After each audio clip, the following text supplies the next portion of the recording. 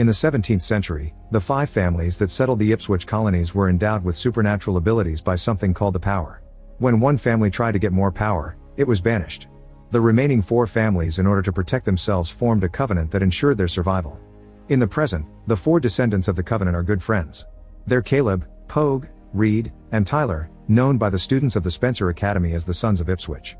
Tonight they're together on the edge of a cliff and use their powers to jump, allowing them to land safely and make a smooth entrance at the latest school bonfire.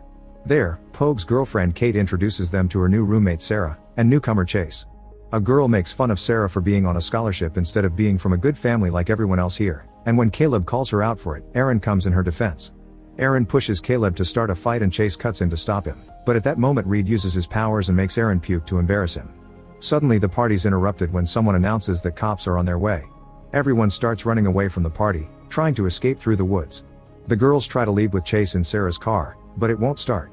Reed offers to fix it and pretends to look under the hood when actually he's using his powers to take care of it. After they take off, the 4 witches get in their own car and decide to have some fun. A police car starts pursuing them at high speed through the woods, where the boys pull lots of crazy moves to dodge every tree in the darkness. When they make it out of the forest, they find themselves driving very fast in an open yet foggy field. They're about to reach the edge of a cliff, so the boys begin using their powers together as Reed accelerates and the car flies across the chasm, only to suddenly vanish in the fog. The cops are disturbed as they jump to the wrong conclusions, but suddenly the boys' car falls from the sky right behind the police car. The officers are too confused and shocked to react, giving time for the boys to get away. When he gets home, Caleb finds his mother still awake. She starts talking about Caleb's father and says that she doesn't want to lose Caleb like she lost her husband. She also reminds him that the powers he got when he was 13 will be 1,000 times stronger after his 18th birthday. The powers are too addictive and once he starts using them, he won't be able to stop, meaning he'll age faster until there's nothing left. In the forest, the police find an abandoned car, and inside there is a teenage boy that won't respond. The cops have to break the window and are shocked to see the boy's eyes are completely white. Back at the dorms, Sarah asks why Kate called the boys the Sons of Ipswich, and Kate tells her the story of the 5 families, saying they're old money without suspecting the truth. Afterward, Sarah is taking a shower when suddenly she hears the noise of something breaking and the light goes out. Scared and nervous, Sarah goes to investigate and finds a broken light bulb on the floor, not noticing the mysterious floating form appearing behind her.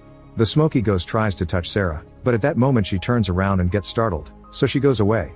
While Caleb's also startled awake by a bad feeling, Sarah bumps into Reed, who goes to check the bathroom but finds nothing in it. The following day, Caleb is driving and talking on the phone with Pogue. Caleb glances at the passenger seat, where he left a newspaper with an article about the dead student in the forest. Suddenly, the boy comes out of the paper in a rather creepy form that scares the heck out of Caleb. When he looks back to the road, Caleb notices a giant truck heading straight to him. The truck crashes head-on with Caleb's vehicle, which explodes into hundreds of car parts flying around past the truck. Then the car debris comes back together to rebuild itself in an instant. Caleb picks the phone up to tell Pogue that he just saw a darkling in the form of the dead student and they agree something weird is going on. Later that day, Caleb stops by the pharmacy and runs into Sarah, so he invites her to run errands with him. They drive by Putnam's barn, and Caleb explains that is where the original Ipswich colony was established. Eventually they pull up in front of a huge old building that Caleb says was his family's first colony house. At that moment a shot can be heard from the house, but Caleb says it's only the caretaker Gorman, who can be very paranoid. Caleb leaves Sarah in the car while he goes into the house. Once inside, Caleb drops off the medicine on a table and asks Gorman if certain wrinkly person in the chair needs anything else, but Gorman says no. In the afternoon, everyone goes to a bar to have some fun, and the boys use their powers to look under a girl's skirt while they bet on the color of her underwear. While Kate and Caleb dance together, Aaron starts a fight with Reed and Tyler, accusing them of cheating during their pool game. They quickly take the fight outside and Reed and Aaron are ready to throw down. But before things can escalate, the bar manager comes with a bat and tells them to break it off. Aaron and his friend leave, and Caleb confronts Reed about using his powers in front of people. Reed doesn't like being scolded and grabs Caleb with too much magical strength, so Caleb retaliates by magically pushing Reed into a pile of drums. Reed tries to counterattack by tossing one of the drums, but Caleb's faster and throws an energy ball that pushes Reed away again. Pogue and Tyler have to cut in and separate them before things get worse. After they leave the bar, Caleb gives Sarah a ride back to the dorms and they share a kiss. Later that night, a spider sneaks into Sarah's room and walks on her face, slowly getting into her ear. Sarah wakes up feeling something weird and when she pushes away the sheets, she's disturbed to find the bed full of spiders. She jumps on the floor only to find more spiders coming after her. One even walks on Kate and enters her nose to then come out from her forehead. At that moment Sarah wakes up for real, but she still feels afraid. Meanwhile Caleb can't sleep and he gets a call from Pogue, who explains he just saw the ghost too. The following day, Sarah goes to the library to research witches and Caleb's family history, discovering that the spiders she saw are a common spell and that the witch hunt started in this town. After swimming practice, Chase teases Aaron in the locker room by insulting his manhood, so Aaron responds by punching him. Caleb tries to stop them before it gets worse, but Chase easily knocks down Aaron with just one move, impressing everyone. Later in the evening, Caleb and Sarah go out again, and Caleb asks Sarah to go to the fall fest with him on Saturday, mentioning it's his birthday. Sarah accepts before they share some passionate kisses in the car. At home, when Caleb tries to go to sleep, he's disturbed when the ghost appears in front of his bed again, only to disappear quickly. The next day during swimming practice, Caleb and Chase have a race. At first they're head to head, but soon Caleb takes the lead. Suddenly Chase's eyes turn black, revealing he also has powers and he's using them to make Caleb crash his head onto the wall. Caleb loses consciousness and seconds later, he opens his eyes to see his friend staring down at him, telling him that Chase saved him from drowning. Sometime later Chase is called to see the principal, who reveals they've found Chase's ID in the car of the dead student. Chase plays innocent and says he doesn't know how it got there. Now that Caleb has started suspecting Chase, in the evening he and Pogue break into the admissions office to investigate Chase's profile. They find out Chase's parents died on his 18th birthday and he was adopted, but his real surname is Pope. Before they read more, they hear a guard approaching, and the boys immediately use their magic to float to the ceiling so the guard can't see them, but the papers from the file soon start falling, and they have to concentrate to make them float too. Once the guard goes away, the boys get to escape safely. Meanwhile, Sarah goes back to her dorms and finds a note saying Kate went to the hospital.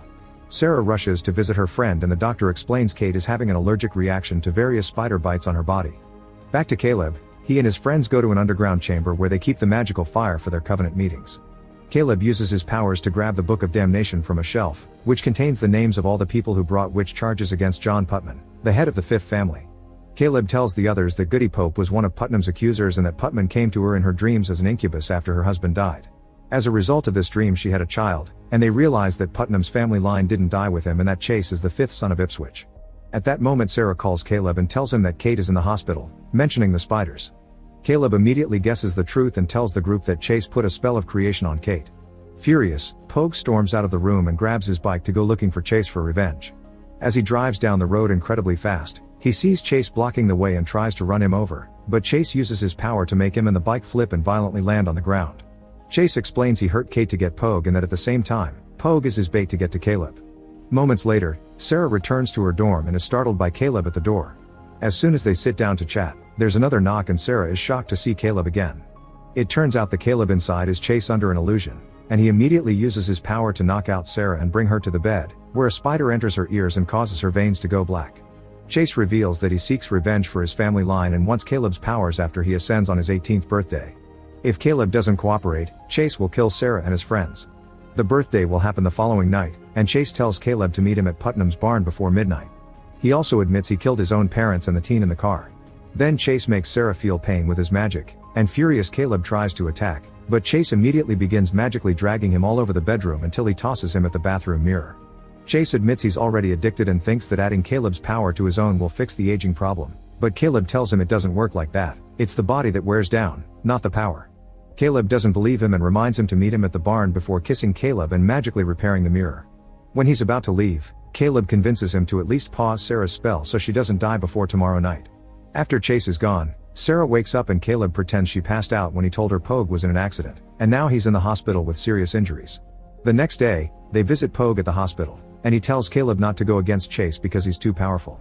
Afterward, Sarah begs Caleb to tell her what's going on, so Caleb takes her to meet his father William, who is the wrinkly guy under the care of Gorman.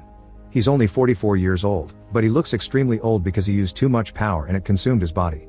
Caleb tells Sarah the whole truth and convinces her to let Reed and Tyler take her to the party while he confronts Chase. In the evening, once the trio arrives at the party, Chase watches them from the top of a building. As soon as Red and Tyler get distracted, Chase jumps down and kidnaps Sarah. Meanwhile, Caleb is making his way to the barn and a call from Reed tells him Sarah is missing. Suddenly Chase jumps onto the hood of Caleb's car and attacks him by making all the windows explode. Caleb gets out of the car and runs to the old barn, where Chase is waiting with an unconscious Sarah to make sure Caleb keeps his end of the deal. When Caleb refuses again, Chase floats up and throws a magical attack at Caleb, then he hits him with some wood pieces from the barn.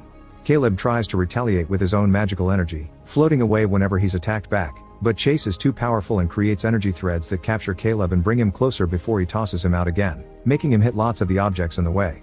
When Chase pushes Caleb once again, Caleb lands against a wood beam and is stuck there as his body starts to glow. The clock indicates it's finally his birthday and he's now ascending. After several seconds of energy entering Caleb's body, he drops to the floor, and he finally has the power to fight back properly. Now his energy attacks do hurt Chase and send him flying through the barn, but this also hits a lantern and starts a fire. Next the boys begin throwing objects at each other, but in a moment of distraction, Chase hits Caleb with an energy ball again, then tosses him outside through the window. Chase proceeds to grab Caleb's face and tries to force him into saying the words of the spell that will transfer the powers, but Caleb has a strong will and pushes him away to continue fighting in a fierce exchange of energy balls. In the meantime, Caleb's mom arrives at the old house to talk to William, convincing him that his life is wasted anyway so he should do something for his son. William recites the spell and sends Caleb his power. At the barn, lightning flashes, and Caleb receives his dad's magic, making him more powerful. Chase throws yet another energy ball at Caleb, but since he's stronger now, he catches it easily and throws it back at Chase. The power hits Chase and passes through his body, causing him to fly backward and get caught in the explosion caused by the energy ball hitting the fire in the barn. Caleb goes back into the burning barn and after dodging a few falling beams, he takes Sarah out just in time.